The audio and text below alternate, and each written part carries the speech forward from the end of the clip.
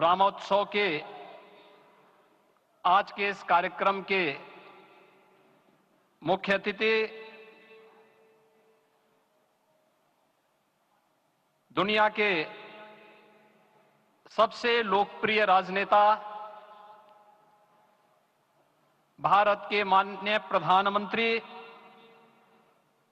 आदरणीय श्री नरेंद्र मोदी जी, राष्ट्रीय स्वयंसेवक संघ के माननीय सरसंघ चालक श्रद्धेय डॉक्टर मोहन भागवत जी, प्रदेश की माननीय राज्यपाल श्रीमती आनंदीबेन पटेल जी, श्री राम जन्मभूमि तीर्थ क्षेत्र न्यास के अध्यक्ष पूज्य महंत नृत्य गोपाल दास जी, श्री राम जन्मभूमि तीर्थ क्षेत्र न्यास के कोषाध्यक्ष पूज्य स्वामी गोविंद देव गिरि जी, महासचिव सम्मान्य श्री चंपत राय जी, देश के कोने कोने से यहां पर पधारे पूज्य संतजन, अपने अपने क्षेत्र के नेतृत्व देने वाले सभी उपस्थित महानुभाव, रामोत्सव के इस पावन पर्व के अवसर पर आदरणीय प्रधानमंत्री जी का मैं आप सबकी ओर से हृदय से स्वागत करता हूं, अभिनंदन करता हूं। इस अवसर पर पधारे राष्ट्रीय स्वयंसेवक संघ के सरसंघ चालक आदरणीय डॉक्टर मोहन भागवत जी का, अन्य समागत अतिथियों और महानुभावों का मैं हृदय से स्वागत करता हूं, अभिनंदन करता हूं। प्रभु रामलला के भव्य, दिव्य और नव्य धाम में विराजने की आप सभी को कोटि कोटि बधाई। 500 वर्षों के लंबे अंतराल के उपरांत आज के इस चिर प्रतीक्षित मौके पर अंतर मन में भावनाएं कुछ ऐसी हैं कि उन्हें व्यक्त करने के लिए शब्द नहीं मिल रहे हैं। मन भावुक है, भाव विभोर है, भाव विह्वल है। निश्चित रूप से आप सब भी ऐसा महसूस कर रहे होंगे। आज इस ऐतिहासिक और अत्यंत पावन अवसर पर भारत का हर नगर, हर ग्राम अयोध्या धाम है। हर मार्ग श्री राम जन्मभूमि की ओर आ रहा है। हर मन में राम नाम है। हर आंख हर्ष और संतोष के आंसू से भीगा है। हर जीवा राम राम जप रही है। रोम रोम में राम रमे हैं। पूरा राष्ट्र राममय है। ऐसा लगता है हम त्रेता युग में आ गए हैं। आज रघुनंदन राघव रामलला हमारे हृदय के भावों से भरे संकल्प स्वरूप सिंहासन पर विराज रहे हैं। आज हर राम भक्त के हृदय में प्रसन्नता है, गर्व है और संतोष के भाव हैं। आखिर भारत को इसी दिन की तो प्रतीक्षा थी। भाव विभोर कर देने वाली इस दिन की प्रतीक्षा में लगभग 5 शताब्दी व्यतीत हो गई। दर्जनों पीढ़ियां अधूरी कामना लिए इस धराधाम से साकेत धाम में लीन हो गई, किंतु प्रतीक्षा और संघर्ष का क्रम सतत जारी रहा। श्री राम जन्मभूमि संभवतः विश्व में पहला ऐसा अनूठा प्रकरण होगा जिसमें किसी राष्ट्र के बहुसंख्यक समाज ने अपने ही देश में अपने आराध्य की जन्मस्थली पर मंदिर निर्माण के लिए इतने वर्षों तक और इतने स्तरों पर लड़ाई लड़ी हो।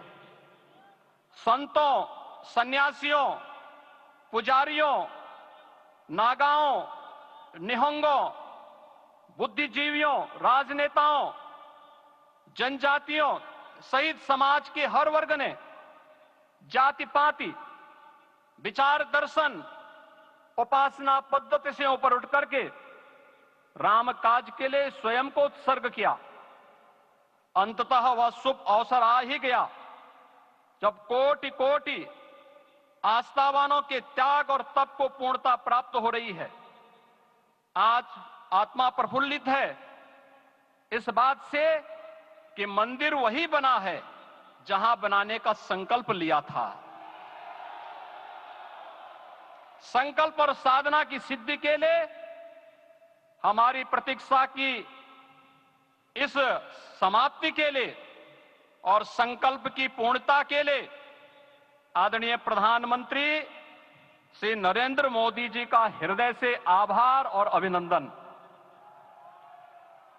माननीय प्रधानमंत्री जी, 2014 में आपके आगमन के साथ ही भारतीय जनमानस कह उठा था कि मोरे जिय भरोस दृढ़ सोई, मिलहि राम सगुन शुभ होई। अभी गर्भगृह में वैदिक विधि विधान से रामलला के बाल विग्रह के प्राण प्रतिष्ठा को हम सब साक्षी बने हैं।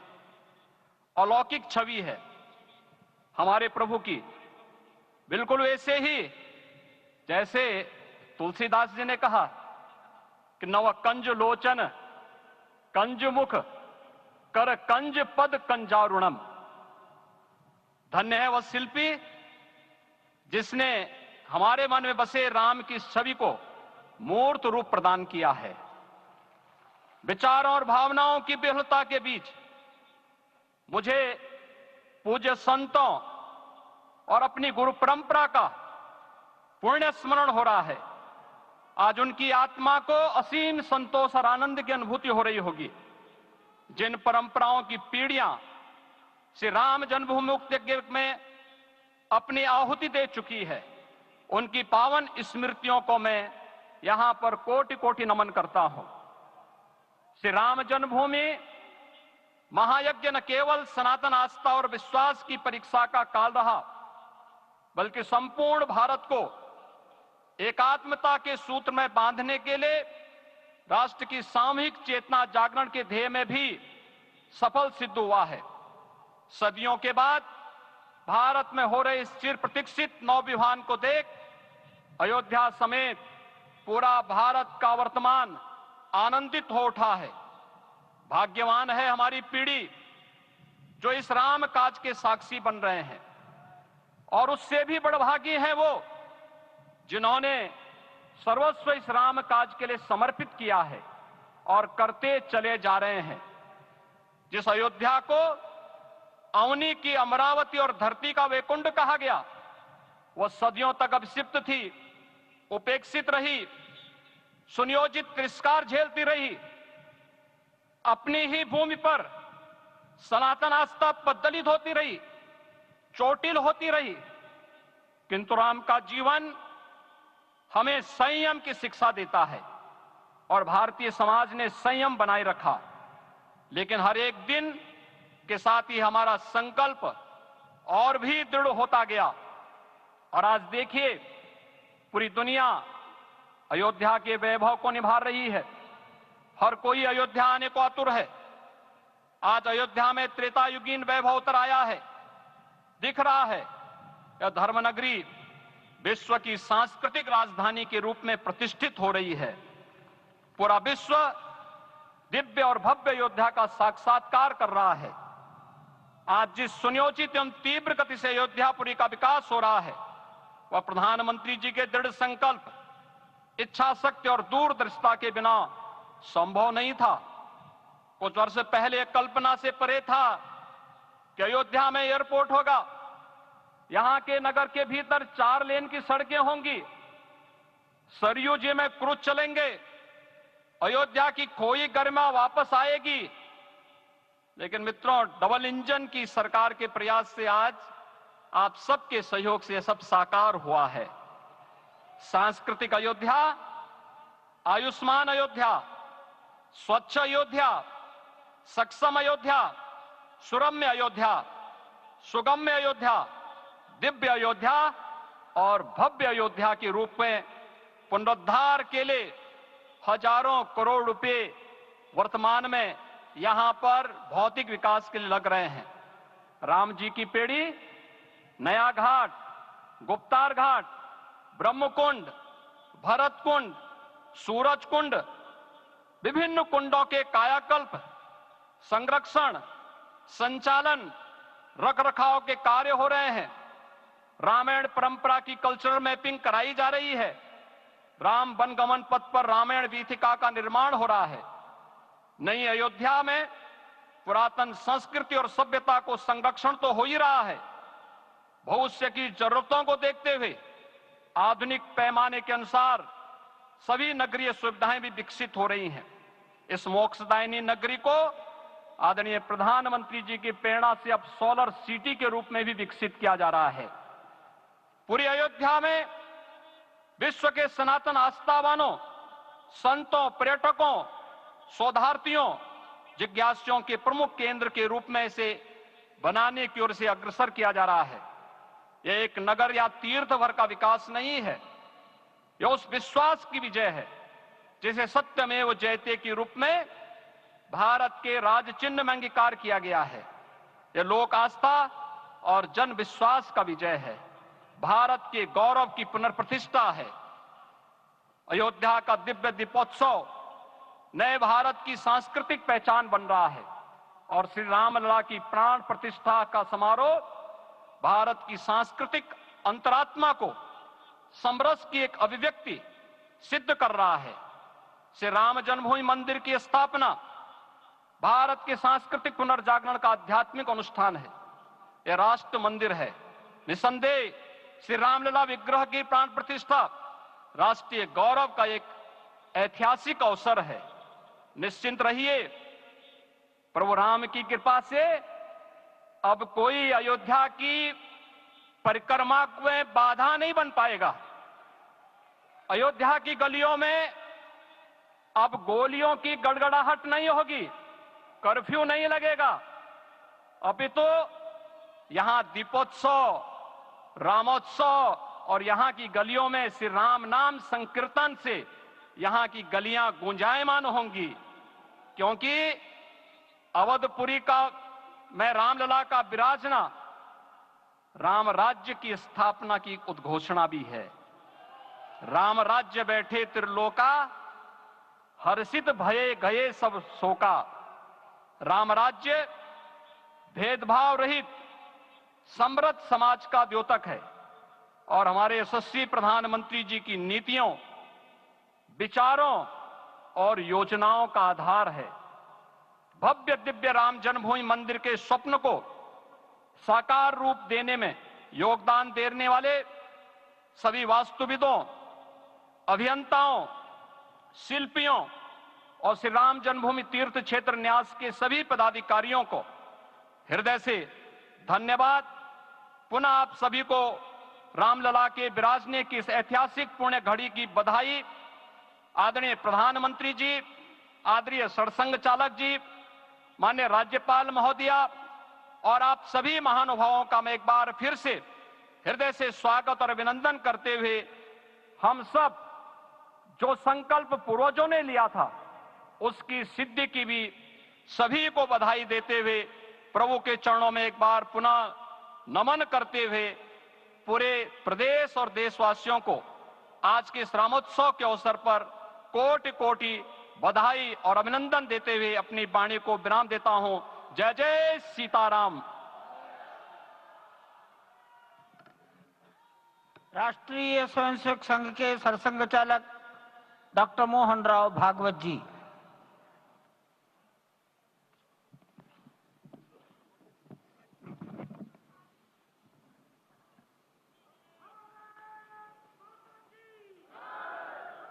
आदरणीय प्रधानमंत्री जी, उत्तर प्रदेश के आदरणीय मुख्यमंत्री जी, आदरणीय राज्यपाल महोदया,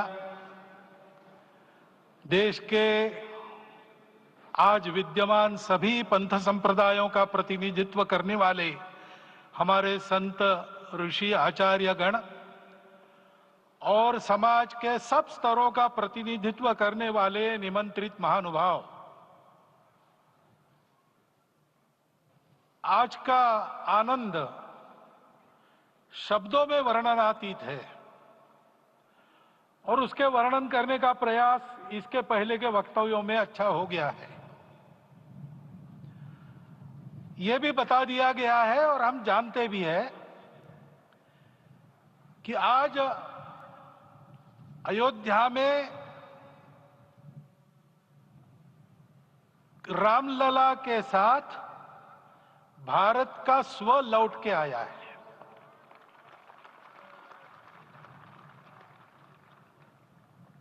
और संपूर्ण विश्व को त्रासदी से राहत देने वाला एक नया भारत खड़ा होके रहेगा, इसका प्रतीक आज का कार्यक्रम बन गया है। ऐसे समय में आपके उत्साह का, आपके आनंद का वर्णन कोई नहीं कर सकता।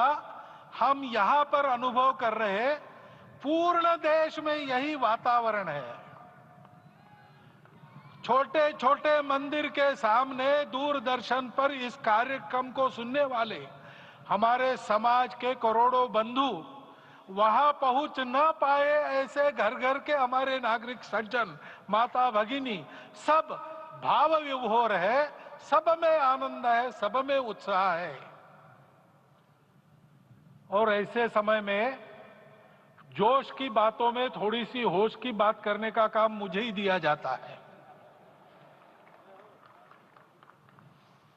आज हमने सुना कि इस प्राण प्रतिष्ठा महोत्सव में पधारने के पूर्व प्रधानमंत्री जी ने कठोर व्रत रखा।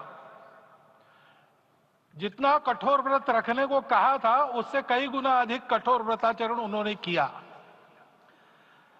मेरे पुराना उनसे परिचय है, मैं जानता हूं वो तपस्वी है ही, परंतु वो अकेले तप कर रहे हैं, हम क्या करेंगे। अयोध्या में रामलला आए, अयोध्या से बाहर क्यों गए थे? रामायण में क्यों गए थे बाहर? तो अयोध्या में कलह हुआ। अयोध्या उस पुरी का नाम है जिसमें कोई द्वंद्व नहीं, जिसमें कोई कलह नहीं, जिसमें कोई दुविधा नहीं। वो हुआ 14 वर्ष वनवास में गए। वो सब ठीक होने के बाद दुनिया के कलह को मिटा के वापिस आए। आज रामलला वापस फिर से आए हैं 500 साल के बाद। जिनके त्याग, तपस्या, प्रयासों से ये सोने का दिन आज हम देख रहे, सुवर्ण दिवस देख रहे, उनका स्मरण प्राण प्रतिष्ठा के संकल्प में हम लोगों ने कहा, आपने सुना होगा, स्मरण किया। उनकी तपस्या को, उनके त्याग को, उनके परिश्रम को शत बार, सहस्त्र बार, कोटि बार नमन है। रामलला के यहां इस युग में आज के दिन फिर वापस आने का इतिहास जो जो श्रवण करेगा वो राष्ट्र के लिए कर्म प्रवण होगा और उसके राष्ट्र का सब दुख दैन्य हरण होगा। ऐसे इस इतिहास का सामर्थ्य है। परंतु उसमें हमारे लिए कर्तव्य का आदेश भी है। प्रधानमंत्री जी ने तप किया, अब हमको भी तप करना है। राम राज्य आने वाला है, वो कैसा था? दैहिक दैविक भौतिक तापा, राम राज नहीं कहु व्यापा। सब नर करहि परस्पर प्रीति, चलहि स्वधर्म निरत श्रुति नीति। सब निर्दंभ धर्मरत पुनि, नर अरु नारी चतुर सब गुनी। सब गुणज्ञ पंडित सब ज्ञानी, सब कृतज्ञ नहीं कपट सयानी। राम राज्य के सामान्य नागरिकों का जो वर्णन है, हम भी इस गौरवमय भारतवर्ष की संतानें हैं। कोटि कोटि कंठ उसका जयगान करने वाले हमारे हैं। हमको इस प्रकार के व्यवहार को रखने का तप आचरण करना पड़ेगा। हमको भी सारे कलह को विदाई देनी पड़ेगी। छोटे छोटे परस्पर मत रहते हैं, छोटे छोटे विवाद रहते हैं, उसको लेकर लड़ाई करने की आदत छोड़ देनी पड़ेगी। आखिर है क्या? ये बात बताइए, वो सामान्य नागरिक कैसे थे? निर्दंभ, प्रामाणिकता से आचरण करने वाले, केवल बातें करने वाले नहीं और बातें करके उसका अहंकार पालने वाले नहीं थे। काम करते थे, आचरण करते थे और अहंकार नहीं था। ऐसे वो थे और धर्मरत थे। यानी क्या थे? इस पर कठिन भाषा में प्रवचन बहुत लंबा हो सकता है, लेकिन थोड़े में धर्म के जो 4 मूल्य जिनकी चौखट पर धर्म है, ऐसा श्रीमद् भागवत में बताया है, सत्य, करुणा, शुचिता, तपस, उसका आज हमारे लिए युगानुकूल आचरण क्या है? तो सत्य कहता है कि सब घटों में राम है, ब्रह्म सत्य है, वही सर्वत्र है। तो हमको ये जानकर आपस में समन्वय से चलना होगा, क्योंकि हम चलते हैं, सबके लिए चलते हैं, सब हमारे हैं, इसलिए हम चल पाते हैं। और इसलिए आपस में समन्वय रखकर व्यवहार करना, यह धर्म का पहला जो पैर है, सत्य, उसका आचरण है। करुणा दूसरा कदम है, उसका आचरण है सेवा और परोपकार। सरकार की कई योजनाएं गरीबों को राहत दे रही, सब हो रहा है, लेकिन हमारा भी कर्तव्य है, ये सब समाज बांधव हमारे अपने बंधु है। तो जहां हमको दुख दिखता है, पीड़ा दिखती है, वहां हम दौड़ जाए, सेवा करें, दोनों हाथों से कमाएं, अपने लिए न्यूनतम आवश्यक रखकर बाकी सारा वापस दे, सेवा और परोपकार के माध्यम से। यह करुणा का अर्थ आज है। शुचिता पर चलना है, यानी पवित्रता होनी चाहिए। पवित्रता के लिए संयम चाहिए, अपने को रोकना है। सब अपनी इच्छाएं, सब अपने मत, सब अपनी बातें ठीक होंगी ही ऐसा नहीं, और होगी तो भी अन्यों के भी मत है, अन्यों की भी इच्छाएं हैं। और इसलिए अपने आप को संयम में रखते हैं तो सारी पृथ्वी सब मानवों को जीवित रखेगी। गांधी जी कहते थे, earth has enough for everyone's need, but it cannot satisfy everyone's greed. तो लोभ नहीं करना, संयम में रहना और अनुशासन का पालन करना, अपने जीवन में अनुशासित रहना, अपने कुटुंब में अनुशासन रहना, अपने समाज में अनुशासन रहना। सामाजिक जीवन में नागरिक अनुशासन का पालन करना। भगिनी निवेदिता कहती थी कि स्वतंत्र देश में नागरिक संवेदना रखना और नागरिक अनुशासन का पालन करना, यही देशभक्ति का रूप है। इससे जीवन में पवित्रता आती है। और तपस का तो मूर्तिमान उदाहरण आपके सामने आज दिया गया। व्यक्तिगत तपस तो हम करेंगे, सामूहिक तपस क्या है? संगच्छध्वम संवदध्वम संवो मनांसी जानता। हम साथ चलेंगे, बोलेंगे आपस में, उसमें से एक सहमति का संवाद निकालेंगे, एक ही भाषा बोलेंगे, वो वाणी मन वचन कर्म समन्वित होगा और मिलके चलेंगे, अपने देश को विश्व गुरु बनाएंगे। ये तपस हम सबको करना है। 500 वर्षों तक अनेक पीढ़ियों ने लगकर परिश्रम करके, प्राणों का बलिदान देके, खून पसीना बहाकर आज ये आनंद का दिन सारे राष्ट्र को उपलब्ध करा दिया। उन सबके प्रति हमारे मन में कृतज्ञता है। मैं यहां बैठता हूं तो मेरे मन में विचार आता है कि मुझे बिठाया, मैंने क्या किया। वो तो जो उन्होंने किया उसका प्रतिनिधि भी मुझे बनाया गया है। उस प्रतिनिधि के नाते मैं ये अवदान स्वीकार करता हूं और उन्हीं को अर्पण करता हूं। परंतु उनका ये व्रत हमको आगे लेके जाना है। जिस धर्म स्थापना विश्व में करने के लिए राम का अवतार हुआ था, उस धर्म स्थापना को अनुकूल स्थिति अपने आचरण में अपने देश में उत्पन्न करना, यह अपना कर्तव्य बनता है। रामलला आए हैं हमारे मन को आह्लादित करने के लिए, उत्साही करने के लिए, प्रेरणा देने के लिए, साथ साथ इस कर्तव्य की याद दिलाकर उसमें कृति प्रवण करने के लिए आए हैं। उनका आदेश सर पे लेके हम यहां से जाए। सब लोग तो यहां आ नहीं सके, लेकिन वो सुन रहे, देख रहे। अभी इसी क्षण से इस व्रत का पालन हम करेंगे तो मंदिर निर्माण पूरे होते होते विश्व गुरु भारत का निर्माण भी पूरा हो जाएगा। इतनी क्षमता हम सबकी है। इसका मैं एक बार स्मरण देता हूं, आप सबको धन्यवाद देता हूं और मेरे 4 शब्द समाप्त करता हूं।